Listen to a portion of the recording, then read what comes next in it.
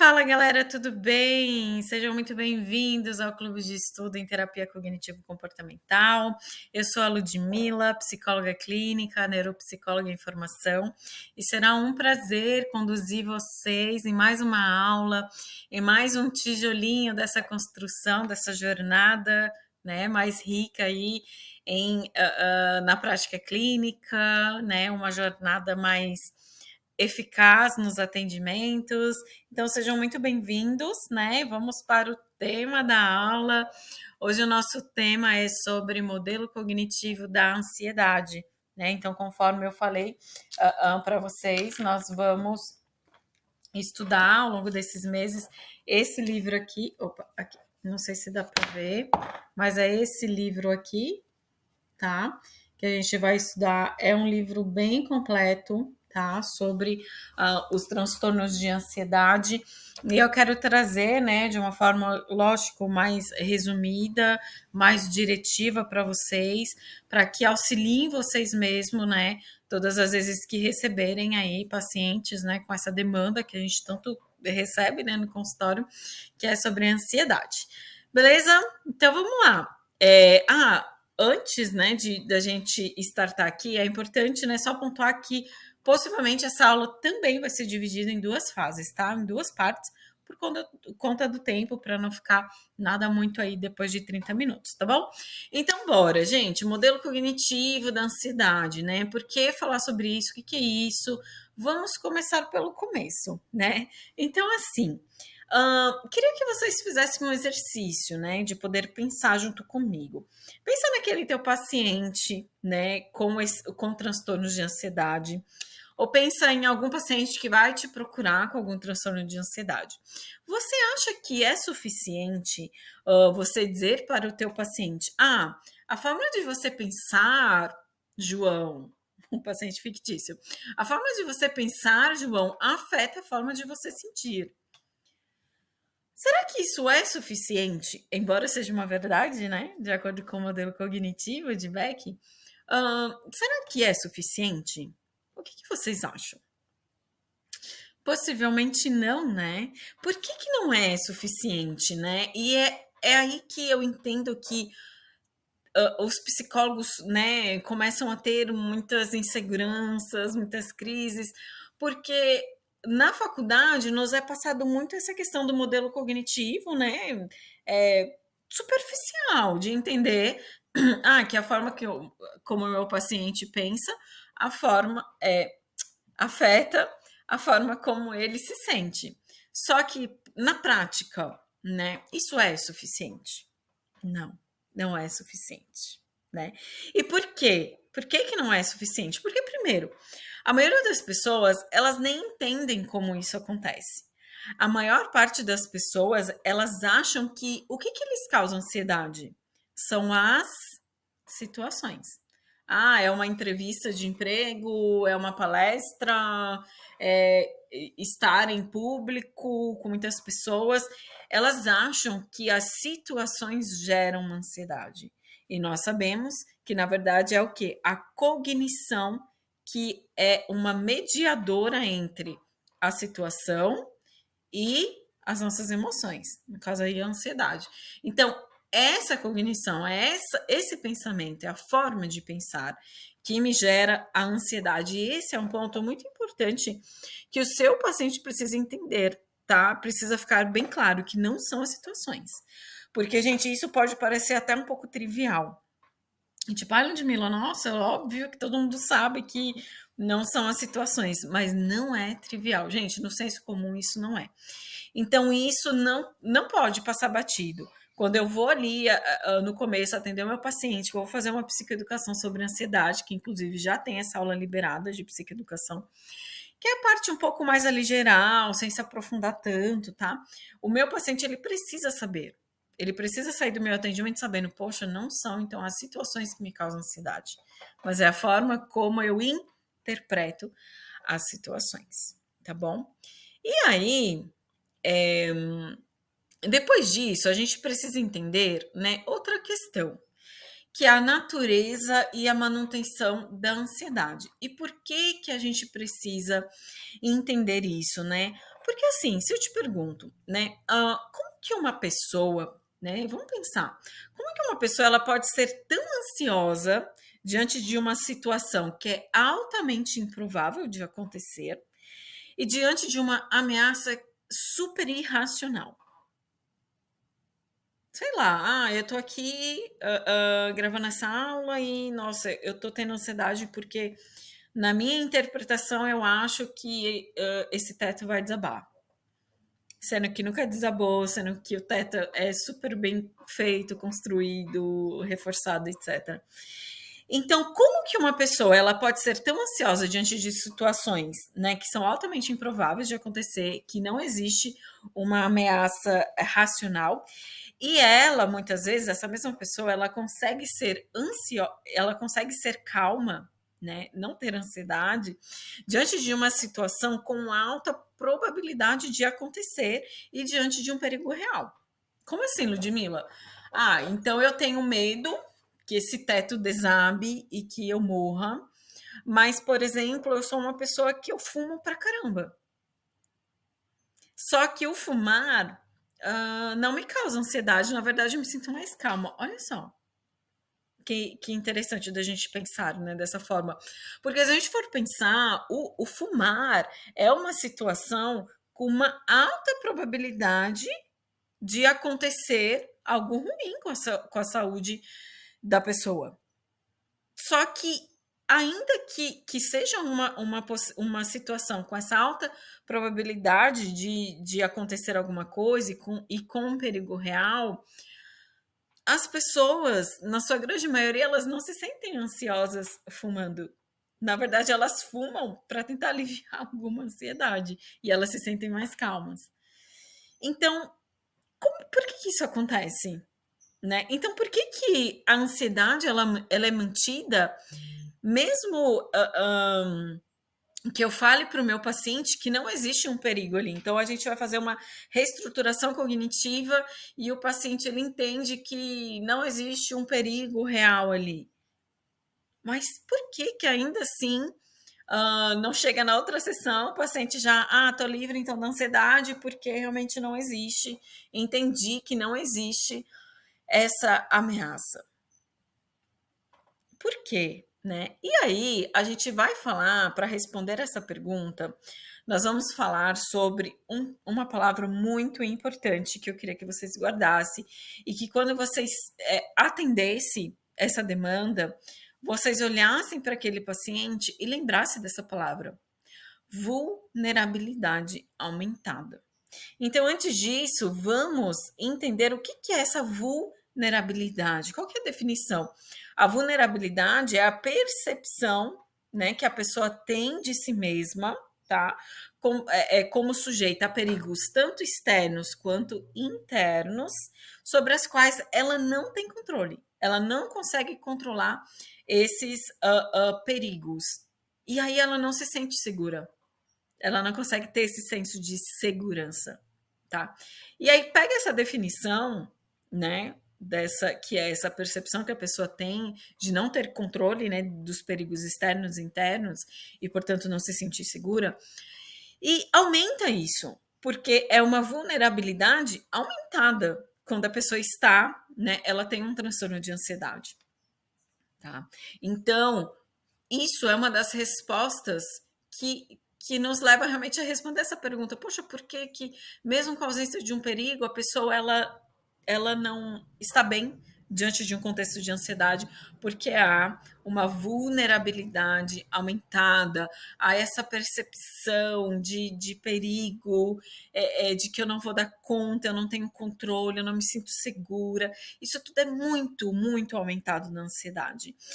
E a pessoa que se encontra nesse estado, né, então, de vulnerabilidade aumentada. E por que é aumentada? Por que essa vulnerabilidade ela é aumentada?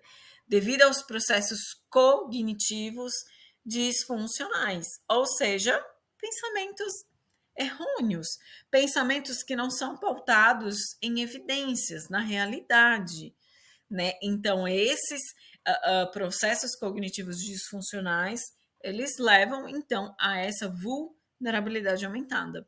E aí, os principais, né, pensamentos aí disfuncionais, eu trouxe aqui 3, tá? Então, não perceber os aspectos de segurança de situações avaliadas como ameaçadoras. Então, eu estou avaliando como uma ameaça o teto aqui cair. Só que quando eu estou no estado de ansiedade aumentada, eu sou tão inibida, e a gente vai falar mais para frente melhor sobre isso, mas eu estou num processo inibitório tão grande em conseguir detectar aspectos de segurança que eu só consigo enxergar o perigo. Então, que aspectos de segurança seria esse? Ah, poxa, tudo bem, eu estou pensando isso, mas, poxa, o teto aqui ele é super reforçado, ele tem várias contenções, ele nunca desabou. Então, isso é uma realidade, né? Só que a pessoa, ela passa a não conseguir identificar aspectos de segurança, tá? E outra, ela subestima a capacidade de enfrentar essa situação de perigo, de ameaça, né? Então, eu subestimo a minha capacidade de enfrentamento. Não, eu não vou conseguir lidar, eu não vou conseguir suportar, vai ser algo terrível demais, né? E outro ponto é uma avaliação exagerada e tendenciosa de possível dano pessoal de situações neutras. Então, é uma situação totalmente neutra. Ah, o teto, aqui, o teto é uma situação neutra. Não tem nada que olhe aqui, nenhum contexto que justifique desencadear ansiedade, pensamentos disfuncionais. Então, é uma situação neutra e eu começo a avaliar como algo muito exagerado, tendencioso, tá? Então, isso é bem importante saber, porque assim, ó, quando eu sei disso, quando o meu paciente ali com ansiedade ele chega, eu já começo a entender de tudo aquilo que ele me traz o funcionamento dele. E isso é importante porque eu consigo fazer questionamentos socráticos bem mais diretivos, eu consigo entender, nossa, realmente aquilo que aquele paciente disse realmente faz parte desse modelo cognitivo da ansiedade. E assim, eu consigo formular, ter uma formulação de caso, que a gente já tem aula sobre isso aqui, melhor sobre o meu paciente, para poder formular melhor as hipóteses para poder ajudá-lo melhor.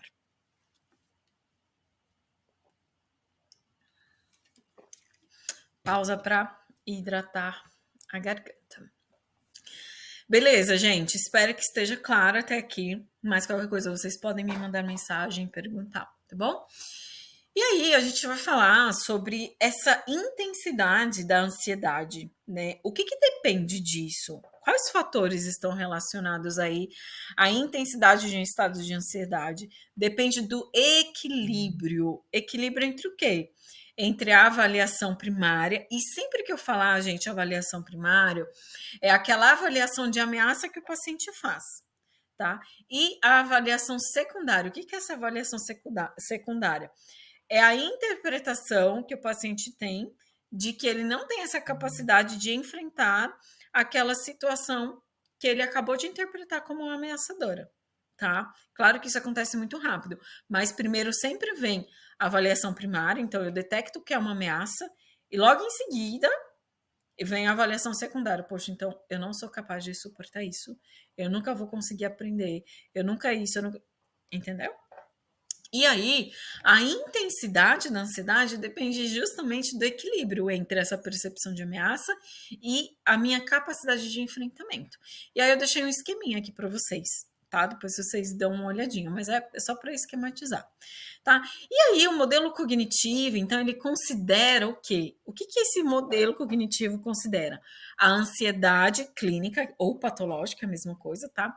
A ansiedade clínica, uma reação à avaliação inadequada e exagerada de uma vulnerabilidade pessoal, que vem de onde essa avaliação de vulnerabilidade pessoal, de incapacidade, de onde vem?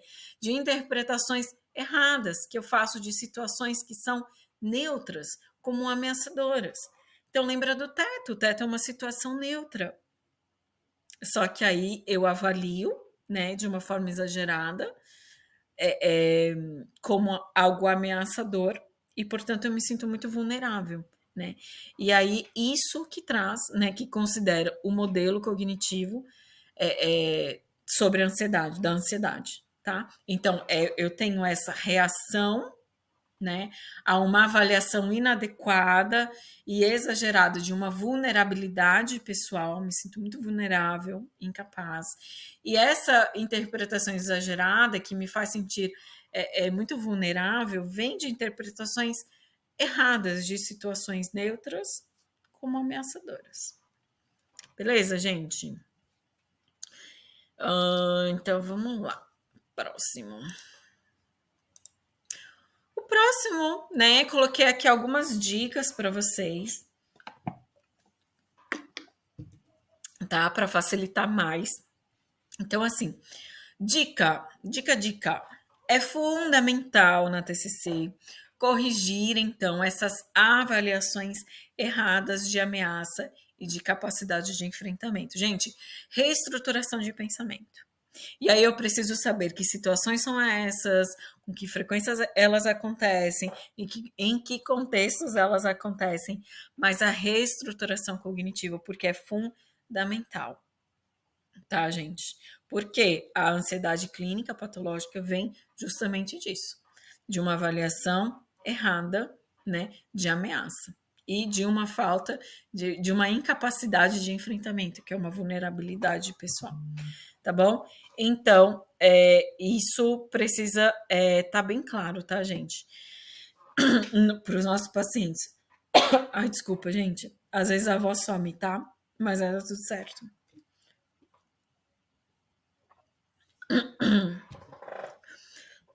Bom, vamos lá. Vamos lá. Volta a voz, preciso de ti. Vamos lá, gente. Aqui acontecem as coisas improvisadas. Eu não paro, não edito. A gravação só vai, tá bom? Porque eu, particularmente, não sei, só um adendo, né? Eu não sei se eu já comentei nas aulas, mas eu não gosto muito daquela coisinha engessada, sabe? Ai, tudo lindinho, tudo. Às vezes vocês vão me ver maquiada, arrumada, às vezes não vão me ver maquiada, porque nem dá tempo e tá tudo bem. Às vezes a voz vai sumir, eu vou tossir, eu não vou editar, porque é sobre a vida real, tá bom, gente? Vamos avançar. Então, vamos lá. Ó, aqui eu trouxe princípios centrais, então, desse modelo cognitivo de ansiedade, tá? Que é um modelo que traz essas avaliações, né, interpretações de uma forma exagerada, errada, inadequada, de ameaça e de uma incapacidade de eu enfrentar essas situações. Então, os princípios centrais desse modelo cognitivo de ansiedade, quais são?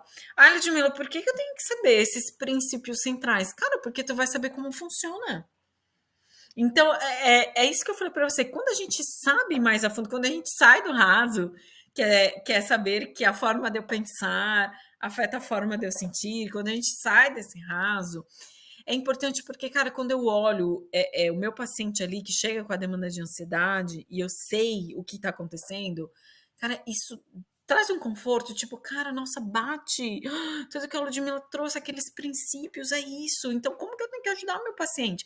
Então, aqui, por exemplo, se tu assistiu até aqui a aula, você tem convicção de que a Ludmilla não sabia o que fazer com o meu paciente com ansiedade. Pois tá, quando o teu paciente chegar, eu tenho certeza que vendo a aula até aqui, você já sabe que você tem que o quê? Que ajudá-lo na sua reestruturação dos pensamentos. Isso daí eu acredito que ficou claro, né, gente? E nessa capacidade de enfrentamento, através de reestruturação dos pensamentos, através de resolução de problemas, de ajudar o seu paciente a resgatar essa capacidade, resgatando, por exemplo, histórias, né, episódios, situações da vida dele em que ele se sentiu tão incapaz, mas que ele fez, e como que foi isso, né, situações em que ele se achava incapaz, mas ele decidiu ir. Então, tudo isso é importante para a gente poder ajudar a criar essa capacidade, né, de enfrentamento aí do nosso paciente, tá? Então, bora, gente, os princípios aí centrais. Primeiro, avaliação de ameaça exagerada, né? Que a gente já acabou falando. Então, é um aspecto central da ansiedade. Então, Ludmila, meu paciente ele não tem essa avaliação de ameaça exagerada. Então, ele não tem uma ansiedade clínica. Ele tem uma ansiedade normal, tá? Mas clínica, não. Para ter a clínica, tem que ter essa avaliação de ameaça exagerada, tá? Então, porque é um aspecto central da ansiedade. Esse processo de avaliar as situações como ameaçadoras envolve estruturas cognitivas. Então, a atenção, então a sua seleção atencional, ela está totalmente ali no foco da ameaça. Memória, julgamento, raciocínio, pensamento consciente, então envolve tudo isso. Impotência aumentada, né? Então é uma avaliação dessa falta de capacidade que a pessoa tem de enfrentar a situação de ameaça. Então tenta pensar que isso é como se fosse uma dupla na ansiedade. Então a pessoa tem essa avaliação exagerada de ameaça e ela tem essa incapacidade diminuída, tá? Ela tem essa capacidade de enfrentamento diminuída. Então essas duas coisas têm que andar ali juntas quando a gente fala de uma ansiedade clínica. Tá bom? Então, impotência aumentada. Gente, a minha voz está sumindo. Daqui a pouquinho eu vou ter que fazer uma pausa, deixar ela descansar. Eu acho que falei já muito hoje. E aí minha voz está desse jeito. Tá? Então, a pessoa, né, nessa impotência aumentada, então, como eu falei, essa avaliação de falta de capacidade de enfrentar as situações de ameaça. Então, a pessoa conclui que ela é incapaz de enfrentar o perigo que ela antecipou ali. E aí, essa avaliação envolve o conceito do quê? De autoeficácia, né? Ou seja, eu tenho a capacidade de lidar mesmo com essa ameaça? Então, isso já começa, essa avaliação já começa a envolver esse conceito dessa autoeficácia. Poxa, eu tenho, né, essa capacidade de lidar com essa ameaça, né? E envolve expectativa de resultado. Qual a probabilidade dos meus esforços reduzir ou eliminar a ameaça?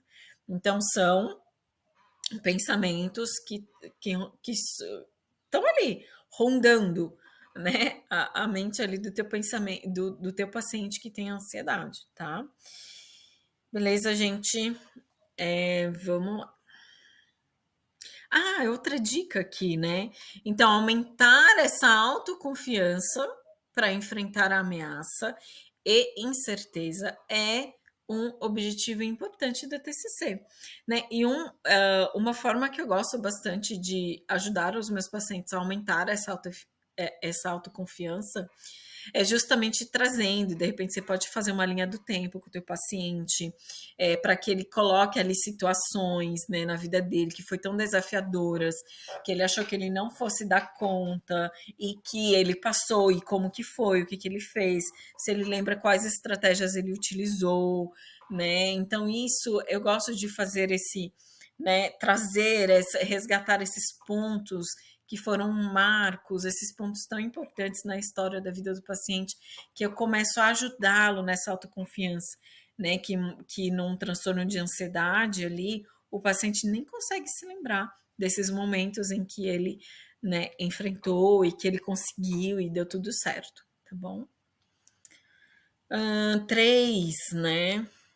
Então, aqui, o terceiro é esse processamento inibitório da segurança, também a gente já falou, que é uma incapacidade que a pessoa tem de detectar, de processar, de assimilar aspectos de segurança de uma situação que ela está avaliando como uma ameaça.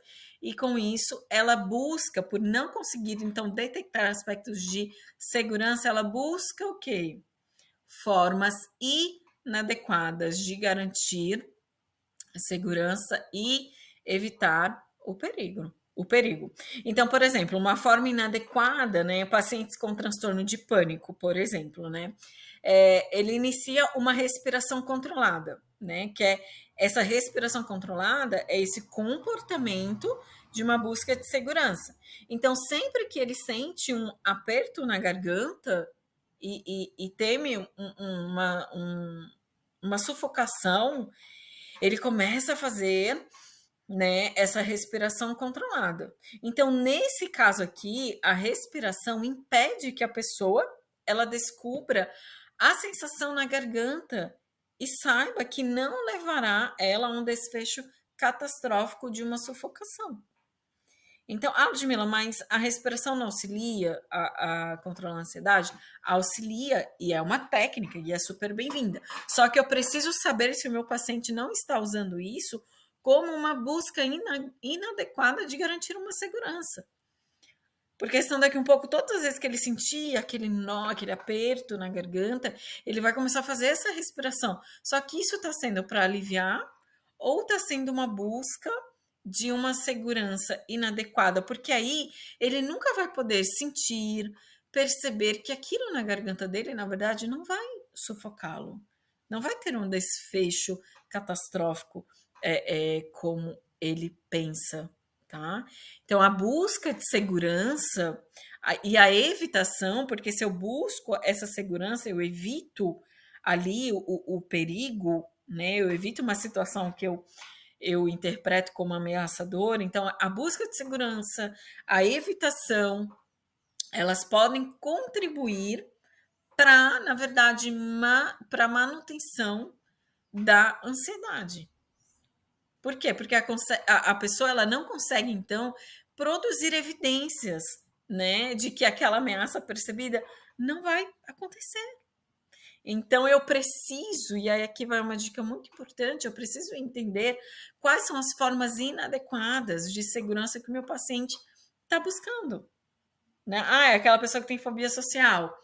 Então, uma forma de buscar segurança, uma forma inadequada de buscar segurança, ela chegar para ir no cinema e ficar lá na porta, só na porta do cinema e não entra.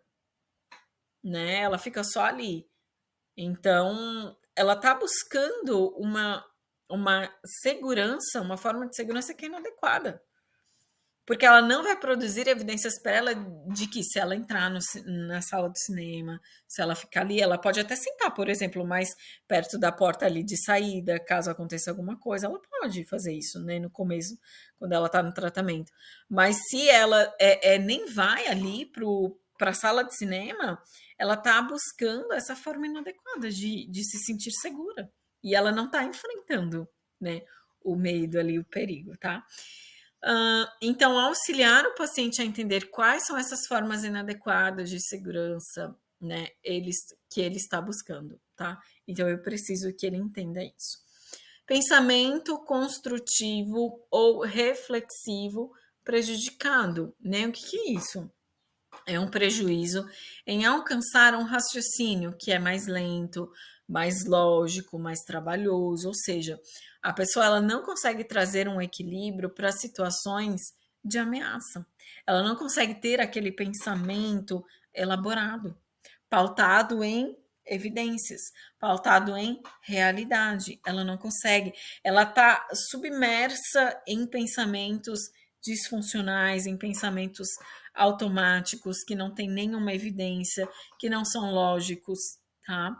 E a inacessibilidade ao pensamento construtivo contribui também para se manter a ansiedade, tá? Então, os pacientes, outra dica, os pacientes eles devem aprender a reestruturação cognitiva. Gente, isso é fundamental. Então, eles devem aprender essa reestruturação cognitiva.